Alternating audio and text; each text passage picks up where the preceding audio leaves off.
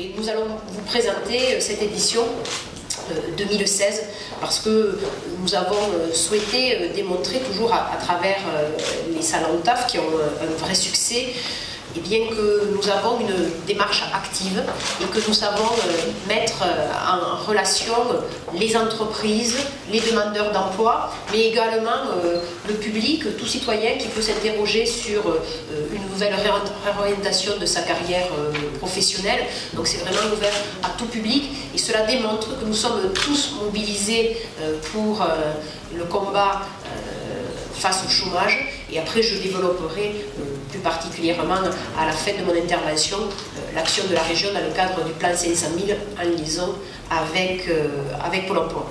Mais donc je ne serai pas plus longue. Je salue Madame la vice-présidente du conseil départemental puisque nous avons aussi un partenariat avec le conseil départemental de l'Hérault pour l'organisation sur Montpellier, et vous allez voir que nous sommes sur les 5 départements historiques de Languedoc-Roussillon. Donc je ne serai pas plus longue, je vous laisse la parole. Peut-être vous rappeler que cette année, comme les années précédentes, Pôle emploi s'est fortement investi dans ces salons, investi dans 2 directions. La première, c'est la direction des entreprises, puisque on a donc fait un travail de prospection en direction de l'ensemble des entreprises des territoires pour identifier les offres d'emploi susceptibles d'être proposées aux demandeurs d'emploi. Et donc c'est près de 10 000 offres d'emploi qui vont être proposées dans les différents salons sur les 5 événements que nous allons proposer dans la région. Ce travail a été réalisé par les conseillers à dominante entreprise, des 280 conseillers qu'on a mis en place à Pôle emploi et qui sont depuis maintenant presque un an dédiés au contact avec les entreprises et qui font ce travail de prospection au quotidien. Ça, c'est le premier investissement important qu'on a mis en place. Le deuxième investissement qu'on a mis en place, il est en direction des demandeurs d'emploi et on le fait bien sûr avec nos collègues des missions locales. C'est faire en sorte de préparer les demandeurs d'emploi qui vont venir sur ces salons pour qu'ils soient les mieux à l'aise possible avec les entreprises. Vous savez, beaucoup de demandeurs d'emploi ont des difficultés même à rencontrer un recruteur, à pouvoir avoir un premier contact avec une entreprise, et là ils vont se retrouver face à face, pour certains pour la première fois, avec quelqu'un qui recrute. Donc on est en train de préparer ces publics jeunes, les publics les plus en difficulté, les jeunes, les moins qualifiés, les demandeurs d'emploi de longue durée, à travers des ateliers où on leur explique, où on leur présente la façon de se présenter, de se vendre en direction d'un employeur, puisque là, ils n'ont que quelques minutes pour convaincre et pouvoir être ensuite reçus en entretien. Donc, gros investissement aussi en direction des demandeurs d'emploi, et c'est près de 12 000 demandeurs d'emploi qui vont bénéficier d'ici quelques jours d'ateliers pour préparer leur entretien de recrutement avec les employeurs présents sur le salon. Peut-être quelques mots sur les secteurs qui vont recruter le plus sur ces salons. Dans notre région, ça vous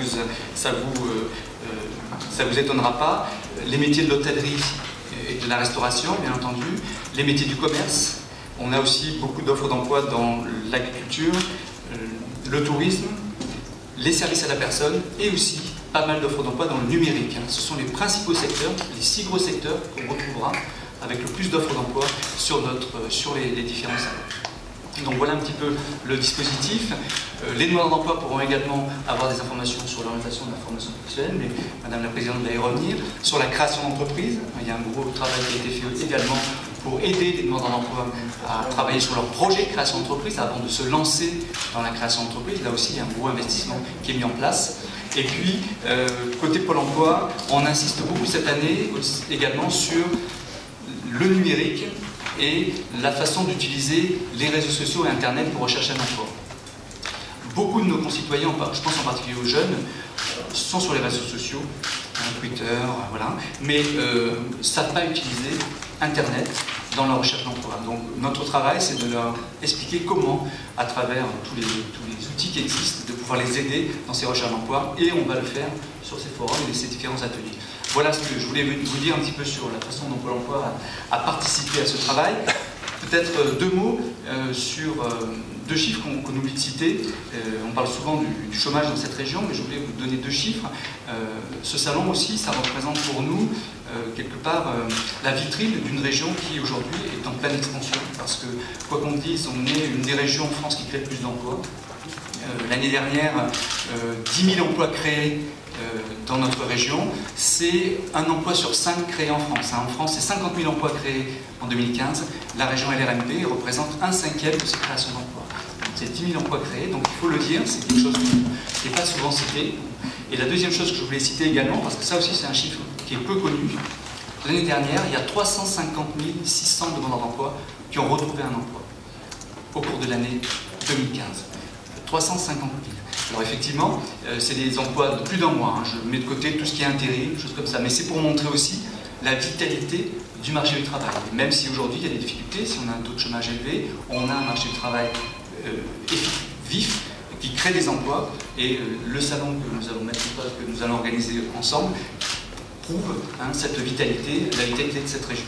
Comme vous l'avez indiqué, nous avons ce paradoxe dans notre région d'être vraiment une région qui crée beaucoup d'emplois, et pour autant nous avons un taux moyen de chômage qui est plus élevé que la moyenne nationale, mais c'est lié quand même, je rappelle que chaque année nous accueillons 50 000 nouveaux arrivants sur cette région, c'est-à-dire c'est l'équivalent de Narbonne ou d'Albi, et en fait ce sont aussi des populations jeunes, donc il y a beaucoup d'actifs qui recherchent donc, de l'emploi, et c'est vrai que malgré notre dynamique, nous sommes aussi la première région en matière d'investissement pour la recherche et le développement, c'est-à-dire pour préparer l'avenir des entreprises. Nous avons un taux de chômage élevé, et à travers ces salons TAF, justement, nous créons de la relation humaine entre les entreprises, les demandeurs d'emploi ou les salariés qui veulent se réorienter ou les jeunes qui cherchent leur voie, et également donc, les missions locales et puis aussi Pôle emploi. C'est-à-dire que nous démontrons qu'en ayant une présence territoriale dans chaque département, on peut créer un contact, faciliter l'accès à l'information, parce qu'un des freins importants pour l'accès à l'emploi, c'est la difficulté d'accès à l'information. Parce que selon le milieu social, l'accès à l'information, elle est plus ou moins facile, selon l'âge également. Et à travers ces salons TAF, nous permettons de facilement relier les gens et d'humaniser cette relation de la recherche d'emploi ou de la recherche de formation. Je laisse la parole à Jean-Paul Dupré, président du Conseil national des missions locales, mais aussi président régional et un cher ami. Merci Madame la Présidente. Je crois qu'il n'est pas inutile d'évoquer ce qu'est l'importance constatée de ces salons TAF, qui sont, je crois, à leur 9e édition. Salon TAF, je dis ces salons car il y en a un par département qui se dérouleront dans le coin du mois de mars, puisque le premier sera le 9 mars ici à Montpellier, il est sur 2 jours, le 9 et le 10, il y aura celui de l'Aude, de la Lozère, du Gard et des Pyrénées-Orientales. Pour ce qui concerne les missions locales, donc jouant un rôle bien spécifique, c'est celui de l'insertion des jeunes de 16 à 25 ans qui sont sortis du système scolaire. Nous travaillons étroitement avec les services de Pôle emploi, bien évidemment, et ceux de la région. Donc, au travers de ces salons TAF, c'est une opportunité complémentaire qui nous est donnée de mettre en contact ces jeunes, pour ce qui est de notre service, mais également l'ensemble de ceux qui sont demandeurs d'emploi, avec le monde de l'entreprise, mais également le monde de la formation et certainement quelques autres cas. Ne perdons pas de vue que c'est au travers du volontarisme de ce que sont les entreprises, leurs dirigeants, que l'on arrive à répondre à ce que sont les attentes des personnes qui sont en situation de demandeur d'emploi. Sur donc cela aussi, qui a été quelque part à l'origine du lancement de ces salons TAF, dont les 17 missions locales qui sont implantées sont de très présentes, ainsi que leurs 430 agents, aux côtés des agents de Pôle emploi, mais également des représentants de la région, je crois également du département, mais aussi il faut souligner la présence, par exemple, sur celui de Montpellier, de plus de 300 000 entreprises ce qui est quelque chose de tout à fait significatif. Et surtout évoquer le fait que l'année dernière, en 2015, donc, ces salons TAF ont permis à près de, je crois que monsieur le directeur de Pôle emploi a fait allusion, donc près de 12 000 demandeurs d'emploi ont trouvé une solution. Donc ça n'est pas neutre du tout.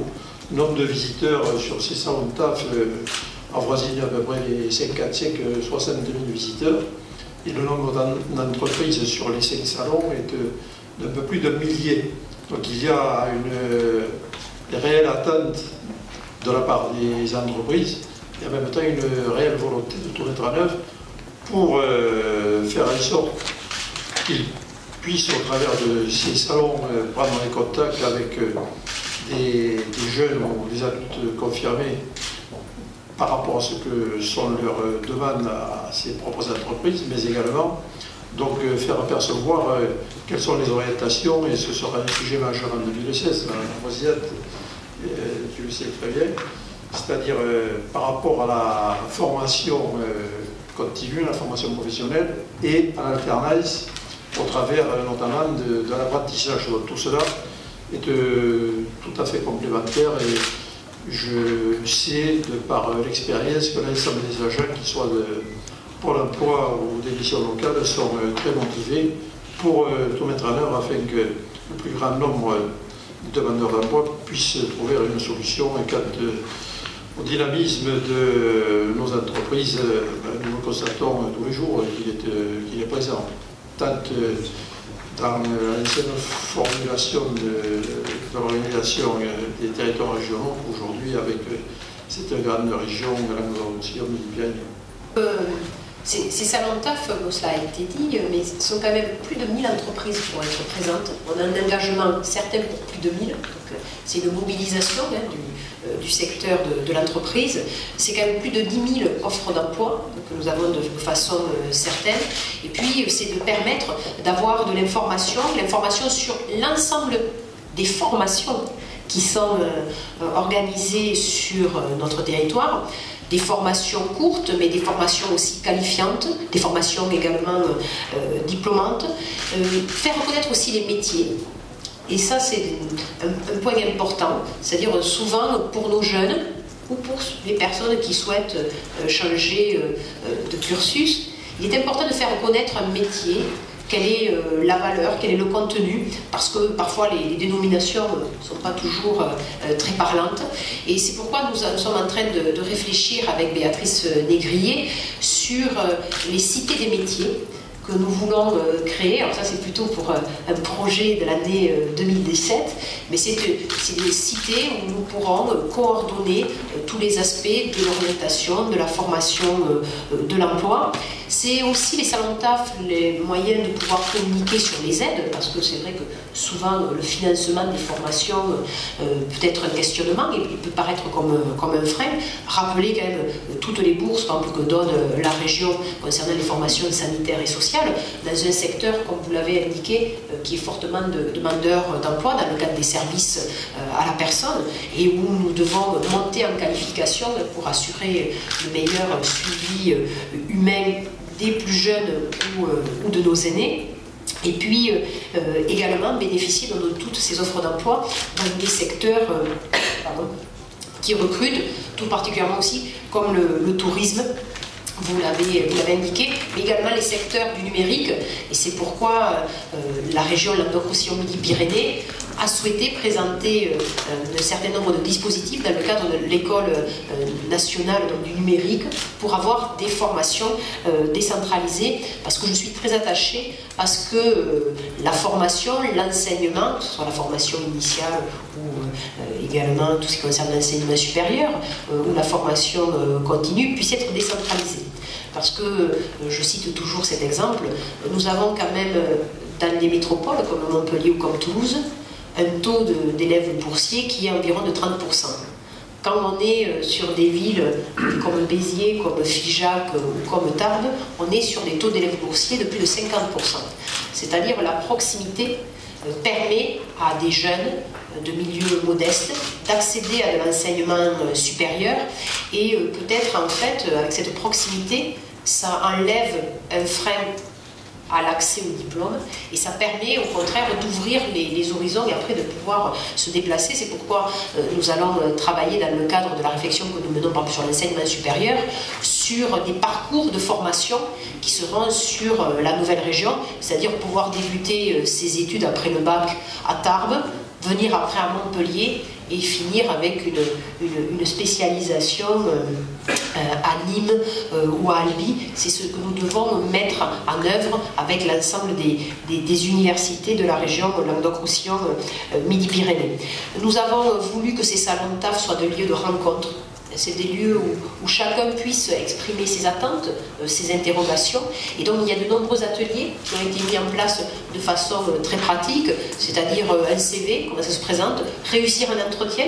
Souvent c'est un moment de stress important, donc il faut savoir le dépasser. Enfin, il y a de multiples, je cite que c'est des exemples, mais il y en a bien d'autres ateliers qui sont mis en œuvre. C'est-à-dire que c'est un salon qui est très actif, voilà, où on met l'humain au cœur, la relation humaine, mais avec de nombreuses activités. C'est-à-dire nous ne sommes pas dans la passivité, c'est-à-dire de passer d'un stand à l'autre. Au contraire, on a provoqué des ateliers, des petites flash conférences pour pouvoir avoir des informations qui sont données de façon rapide. Et puis, bien sûr, c'est rappeler l'action de la région dans son ensemble en matière de formation et d'emploi, puisque dans notre budget, c'est près de 500 millions d'euros par an que nous concentrons, dont 120 millions à l'apprentissage.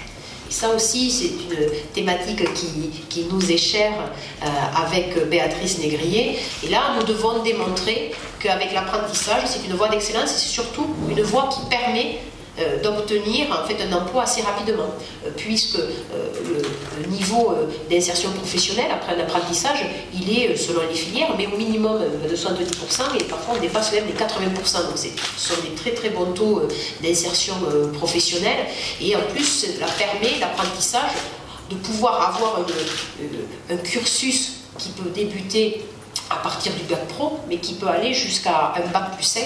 Nous allons ouvrir de nouveaux lycées en septembre avec Béatrice, donc un à Lézignan-Corbière, l'autre à Villefranche de Lauragais, deux autres sont prévus pour la rentrée 2017, après 2018, nous aurons au moins 10 lycées nouveaux sur la mandature, la réflexion également de centres de formation pour les apprentis, pour qu'il y ait des conditions d'enseignement qui soient de grande qualité, des aides aussi bien sûr pour les apprentis en termes de mobilité. Et puis aussi avoir un plan ambitieux sur l'enseignement supérieur et la recherche comme je voulais développer. Et puis nous allons nous inscrire bien sûr dans le volontarisme gouvernemental sur le plan 500 000, puisque nous allons travailler avec Pôle emploi sur un dispositif de formation permettant en fait d'augmenter le nombre de demandeurs d'emploi qui vont en bénéficier. Nous avons, on va dire, près de 61 000 formations par an, tout à fait, et nous allons ensemble porter un objectif d'augmenter de 50%, c'est-à-dire nous allons pour 2016 augmenter d'environ 30 000 formations, et en ayant en fait une coordination très efficace entre les formations financées par la région et celles par Pôle emploi pour répondre aux besoins des entreprises en fonction des bassins d'emploi et avec des formations qualifiantes ou préqualifiantes, parce que nous savons bien que le taux d'insertion professionnelle dans les formations préqualifiantes ou qualifiantes est de l'ordre de 60 à 70%, et donc c'est là qu'il faut que nous agissions.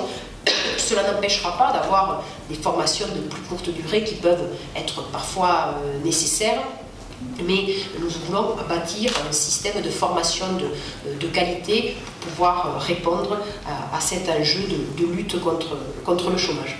Voilà les éléments que nous souhaitions porter à votre connaissance, mais je pense que vous devez avoir peut-être des questions. J'en ai une sur le numérique plus spécialement, plutôt pour M. le maître. Quand vous parlez des 6 domaines majeurs, vous avez cité le numérique à l'intérieur. J'imagine que c'est quand même surtout sur Montpellier, enfin, en tout cas le Léon. Si vous avez des chiffres plus précis, est-ce que pour l'évolution par exemple du nombre d'offres dans ce domaine, c'est significatif?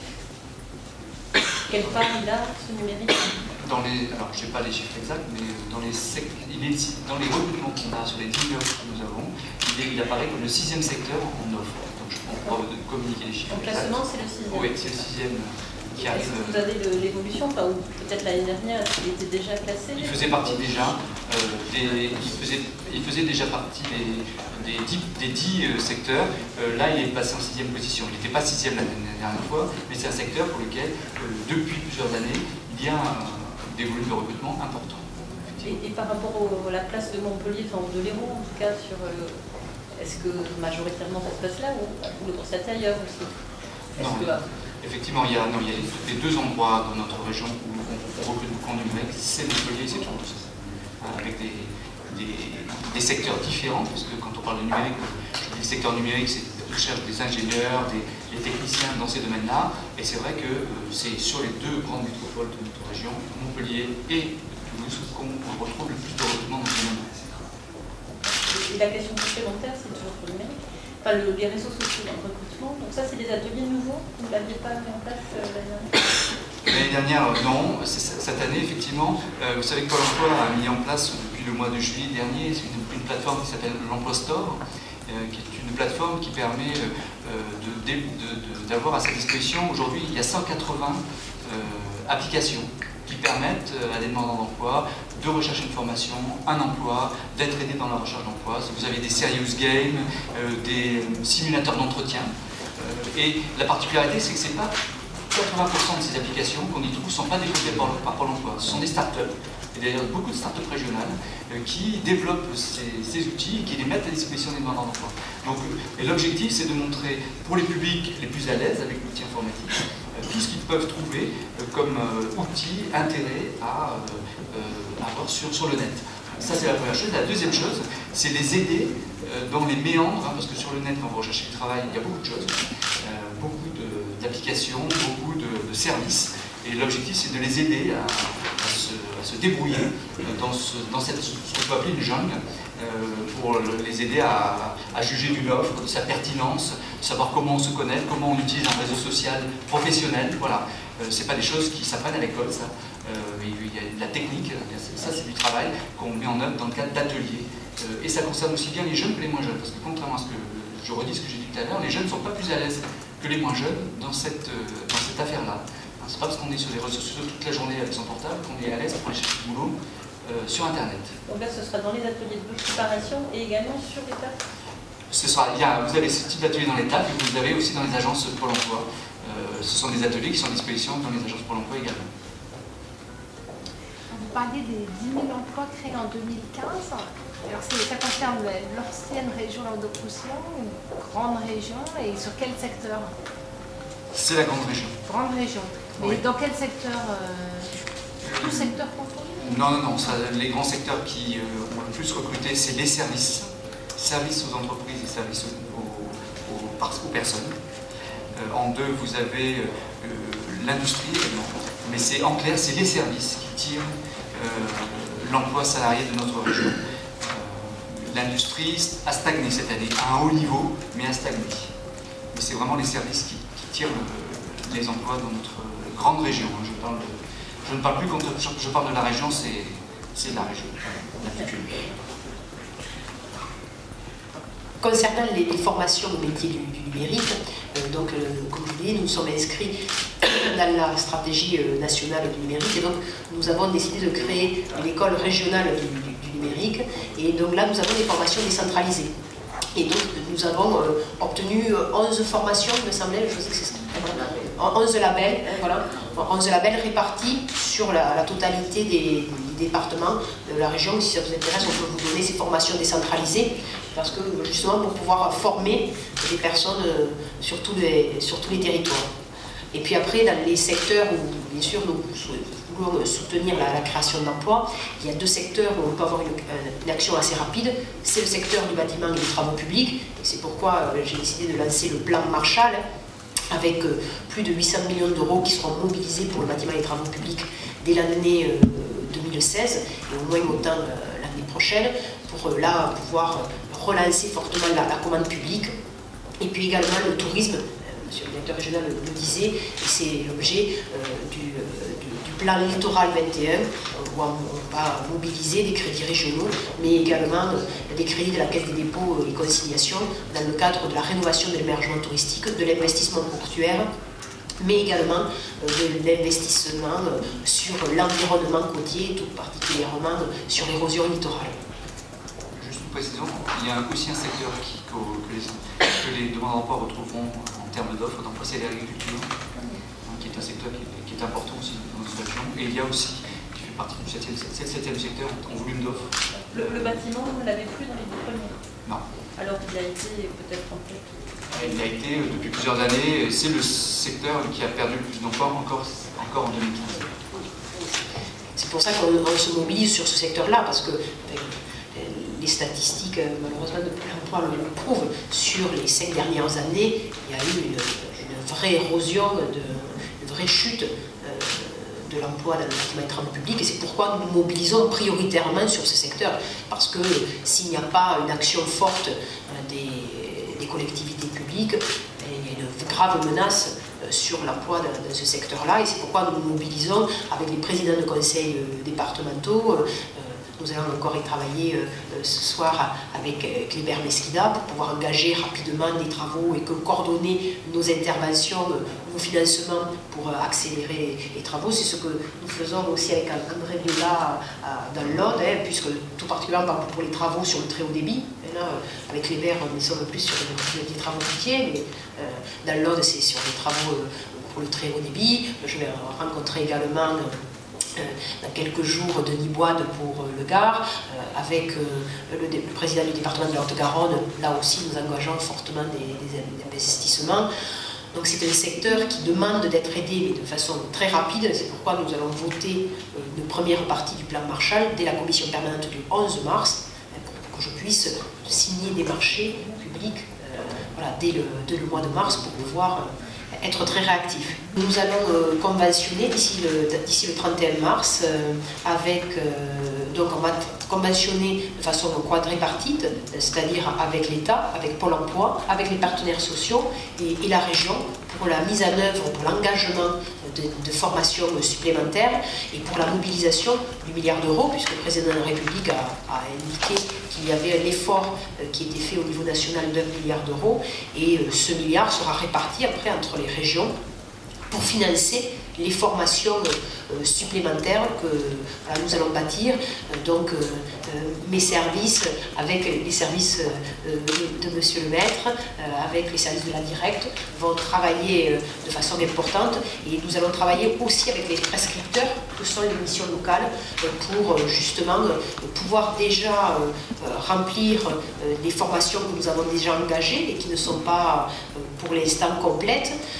Ensuite, nous allons faire des avenants à des marchés de formation que nous avons, et puis après nous allons lancer aussi des marchés pour d'autres formations qui sur des métiers où on voit qu'il y a besoin d'une réactivité, et voilà, donc nous allons, et après nous pourrons aussi bénéficier d'un appel d'offres national sur ce qu'on appelle des métiers rares, mais qui sont quand même intéressants parce que ce sont souvent des niches, mais qui permettent d'avoir des emplois qui sont vraiment professionnellement très gratifiants, et qui aussi en termes de rémunération permettent d'avoir une visibilité, un certain confort. Voilà. Donc un certain nombre de nouvelles formations, c'est tout à fait. 60, donc 30 000, c'est-à-dire, voilà. Ouais. Si vous préférez, on est un peu plus de 60 000, on va dépasser les 90 000 formations de demandeurs d'emploi pour les deux, voilà, pour cette année. Est-ce que vous avez des pistes déjà sur certaines formations? Là, vous évoquez des choses, mais... mais disons que ça correspond un peu au secteur qu'a défini voilà, Monsieur le Maître, mais on va avoir aussi en fait une définition qui va être assez fine en fonction des bassins d'emploi, parce que nous voyons que par exemple les emplois en matière de tourisme sont de qualifications et d'importance différentes selon les territoires. Un aspect industriel, c'est aussi différent. Après, nous allons avoir aussi sur l'agroalimentaire et l'agriculture des points quand même importants, et surtout l'aspect sanitaire et social. Ça, ce sont des sujets qui vont être, je pense, essentiels. Nos trois, vous savez, sur notre région, Languedoc-Roussillon, Midi-Pyrénées, nos trois piliers en matière d'économie, c'est tout d'abord l'agroalimentaire et l'agriculture, c'est 164 000 emplois. Le deuxième secteur pour avoir un emploi, c'est le tourisme, avec 110 000 emplois. Et le troisième, c'est l'aéronautique et le spatial, avec 95 000. Donc ce sont des secteurs qui sont souvent en emploi non pourvu, voilà, en tension, donc là déjà on va y répondre. Et puis nous avons les secteurs d'avenir qui sont la santé, le numérique, le sanitaire et social. Ça c'est des points que nous allons pouvoir vraiment engager de façon forte. Et puis je pense, mais ça ce sera un partenariat que nous allons mener avec Pôle emploi, mais à plus long terme, sur tous les métiers liés à l'environnement. C'est une compétence qui va, je pense, se développer de façon forte dans les prochaines années. Et ça, mais disons que là, c'est pas pour l'année 2016, ce sera plutôt sur un plan triennal, 2017, 2018, 2019, parce que notre région va avoir un potentiel fort en matière d'énergie renouvelable, en matière de biodiversité, voilà.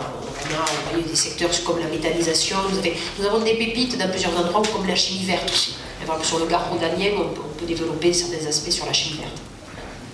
Pour compléter, c'est vrai que, comme disait Madame la Présidente, on parle des bassins. C'est-à-dire qu'effectivement, on a des grands secteurs, mais on a demandé, c'est un travail qui est en cours entre les équipes de Pôle emploi, les équipes du Conseil régional, mission locale, tous les acteurs, de vraiment partir du terrain. C'est-à-dire qu'on demande concrètement à l'agence quels sont les besoins, quelles sont les offres pour lesquelles vous avez des difficultés à pourvoir des candidats, quelles sont les spécialisations qui manquent, c'est ça qui remonte, et c'est avec ça qu'on va construire et consolider ce plan, en plus des axes qui ont été précisés. Et puis un deuxième volet important, c'est de faire en sorte qu'une partie plus importante des demandeurs d'emploi, les moins qualifiés, bénéficient de ces formations.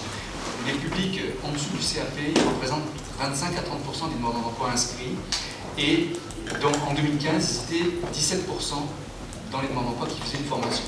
Et l'objectif qu'on s'est fixé, c'est de faire en sorte que les publics moins qualifiés représentent 30% des demandeurs d'emploi qui rentrent en formation en 2016.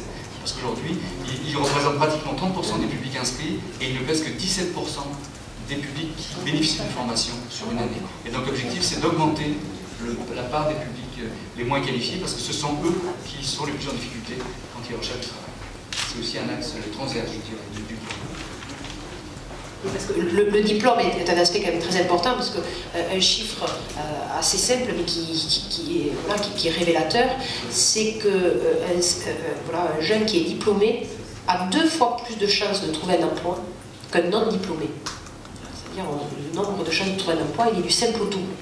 C'est pour ça qu'il faut amener, et nous avons plusieurs dispositifs, mais les écoles régionales de la deuxième chance sont aussi un des dispositifs qui permettent de ramener les jeunes vers la formation et vers le secteur de l'emploi. Et c'est pour ça aussi que dans notre système d'enseignement, nous devons avoir plusieurs types de formation. L'enseignement général, c'est-à-dire avec les maîtres et les élèves, mais aussi l'apprentissage, l'enseignement professionnel, l'enseignement agricole. Nous avons beaucoup à nous inspirer de l'enseignement agricole, en particulier pour le projet pédagogique des établissements, parce que ça permet de motiver les jeunes, de les intégrer dans une démarche plus active et moins passive que le cours magistral. Voilà.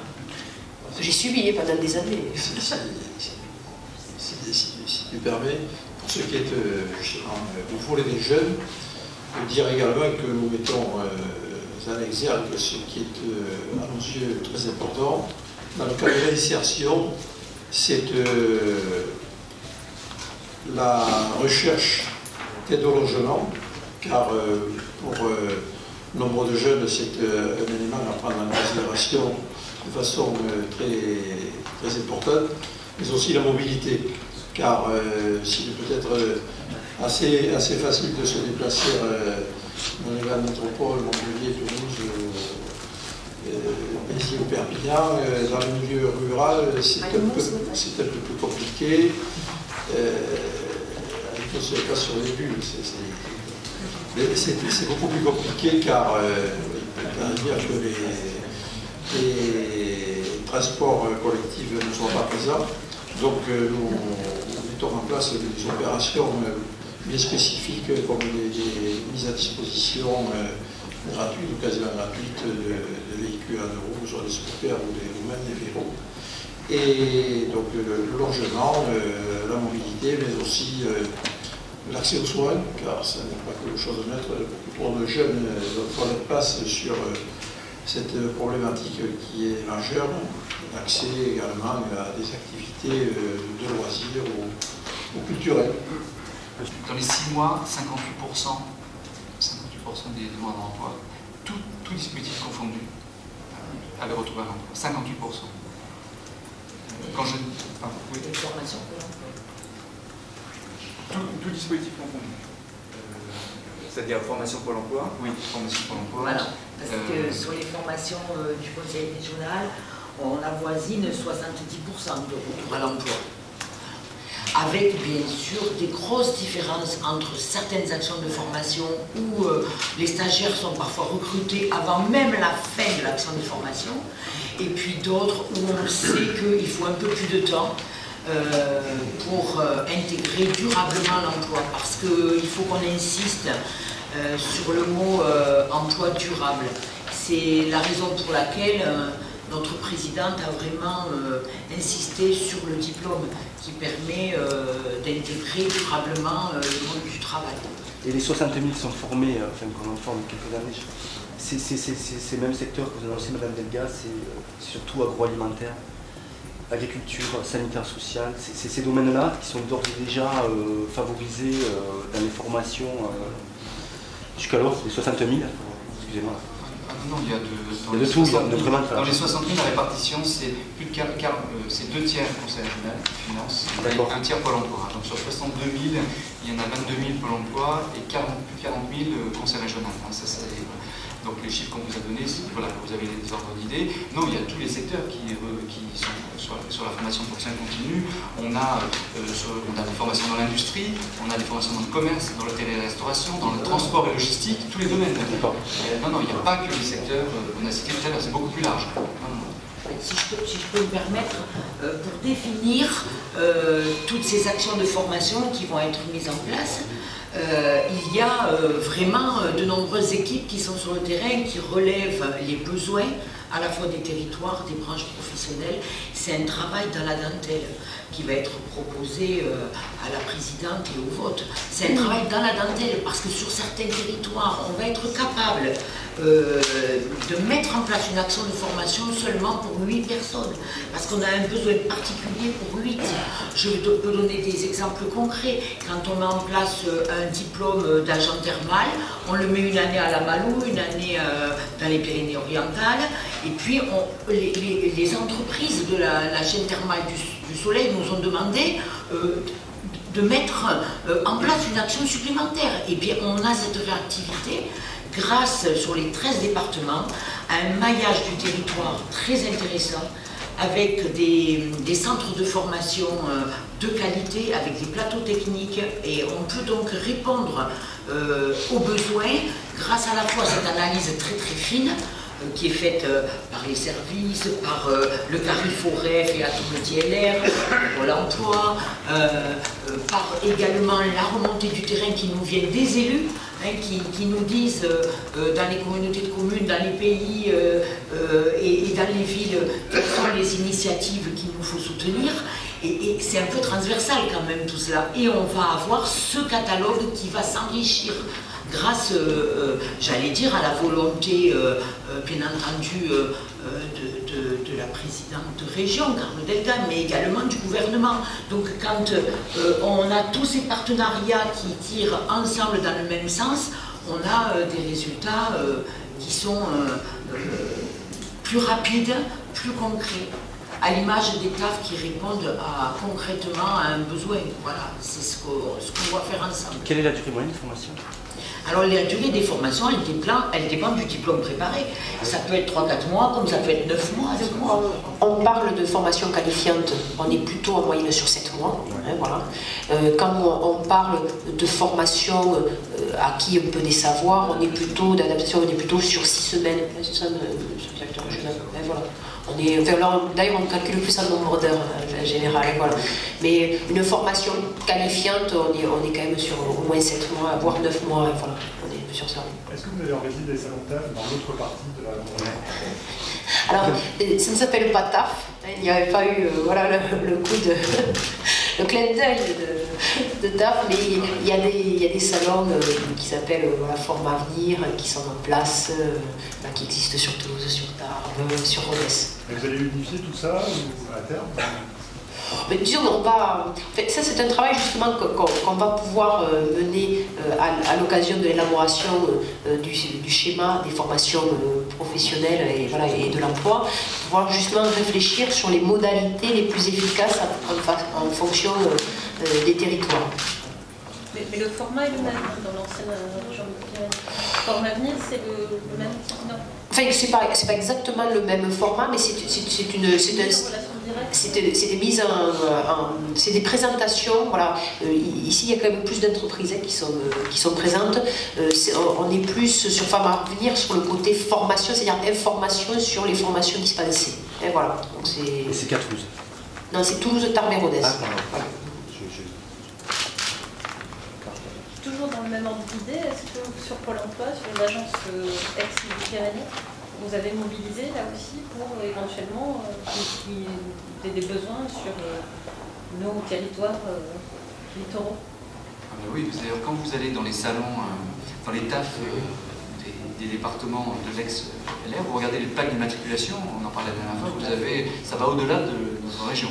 Et pour compléter le propos de... Donc, effectivement, les informations sur les salons, on a un intranet qui met à disposition de nos conseillers tous les événements et toutes les offres d'emploi. Donc, les conseillers de Pôle emploi du côté ouest de la région sont informés des offres. Et pour compléter, sur l'ex-Midi-Pyrénées, il y a effectivement tout ce qui est mis en place par le conseil régional sur la formation avec Forme Avenir. Et côté Pôle emploi, on a mis en place un dispositif qui s'appelle la Semaine de l'emploi, qui se déroule en octobre, où là, pendant une semaine, vous avez dans toute la région des événements, avec comme point d'orgue un salon un peu comme le TAF de Montpellier, qui se passe à Toulouse. Et, voilà. Et l'idée, mais c'est un travail qu'on va mener dans les mois, c'est comment on peut converger pour faire en sorte que sur la grande région, on ait des choses similaires, mais qu'on rapproche et qu'on unisse nos forces, puisqu'on y va, voilà, on n'est pas complètement... pas en ordre dispersé, mais on y va chacun un peu. Donc l'objectif, c'est de converger pour avoir des dispositifs communs l'année prochaine, on espère. La durée moyenne des contrats qui sont proposés, les 10 000 emplois là, des salons TAF, des 5 départements, c'est des contrats qui durent une durée de combien? C'est le reflet du marché du travail. On a 40 à 50% d'emplois durables, CDI de plus de 6 mois et CDD, et puis vous avez des emplois qui sont des CDD de 3 à 6 mois avec des emplois par exemple de saison, parce que c'est aussi... Donc c'est le reflet du marché du travail de notre région. Donc c'est pas atypique, on a à peu près entre 40 et 50% d'emplois durables. Après, c'est à partir de combien? CDD de plus de 6 mois et CDI. Et bien sûr, oui. Et les contrats d'apprentissage aussi. C'est très important parce que ces salons ont lieu au printemps et il y a tout un village de l'alternance à l'intérieur des salons et des offres d'emploi par apprentissage qui sont là avec les employeurs, avec les CFA, avec les missions locales qui donnent déjà les informations aux jeunes avant même qu'ils arrivent dans le salon. Donc ce village de l'alternance, et puis juste un petit détail mais qui est intéressant, chaque année, notamment dans le grand salon de Montpellier, je crois aussi à Nîmes, on a aussi des pays qui viennent recruter. On a le Canada, une autre année, l'Angleterre, etc. Et donc on a des jeunes qui vont profiter des stands de nos partenaires étrangers pour être accompagnés dans cette démarche d'une année ou deux, voire plus longtemps, d'emploi à l'étranger.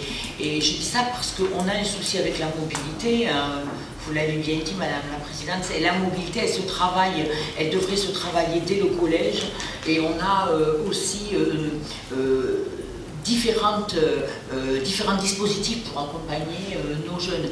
Là, il s'agit d'accompagner toutes les démarches vers l'emploi, mais il y a aussi l'accompagnement pour nos apprentis avec les programmes Leonardo, pour les étudiants, etc. Mais à un moment ou à un autre, nous tous ici, nous avons toujours cette question en tête, comment aider nos jeunes à mieux connaître les métiers, mais aussi à accepter de bouger pour se former. Et dans ces salons, il y a aussi toutes ces informations. Et puis la VAE, qui concerne un bon nombre de salariés. Quelle est la quote-part aujourd'hui en Languedoc-Roussillon du Midi-Pyrénées de la formation des langues étrangères, notamment par rapport au tourisme, et particulièrement le néerlandais, qui est très demandé, et l'anglais? Qu'est-ce que vous appelez quote-part? Ben, le poids de la formation dans les budgets. Le poids, le poids de la formation. Mais vous voulez dire dans la formation initiale ou dans la formation continue? Non, la formation continue, en fait. Oui, dans la formation des demandeurs d'emploi. On va rechercher, mais ça on ne peut pas vous le dire spontanément. On a un certain nombre le pourcentage de la formation néerlandais sur l'ensemble des salariés, là je vous dis, ça s'appelle une colle. Voilà. Non, mais par rapport au pôle emploi, l'importance des langues, on le sait très bien, dans le tourisme, c'est primordial. Donc voilà, c'est pour ça que je pose cette question. Mais ça, vous allez laisser vous coordonner à vos attachés de presse et on va vous donner la réponse, parce que là, spontanément, on l'a pas. On vous donnera même des endroits où vous pouvez aller voir comment se passe l'apprentissage d'une langue vivante en à peine 3-4 mois. Oui, parce qu'après, la région a financé des laboratoires de langue. Et ça, c'est dingue, parce qu'il faut aussi avoir des équipements performants pour l'apprentissage des langues. Il y a des choses extraordinaires. Pas d'autres questions? Très bien, je vous remercie.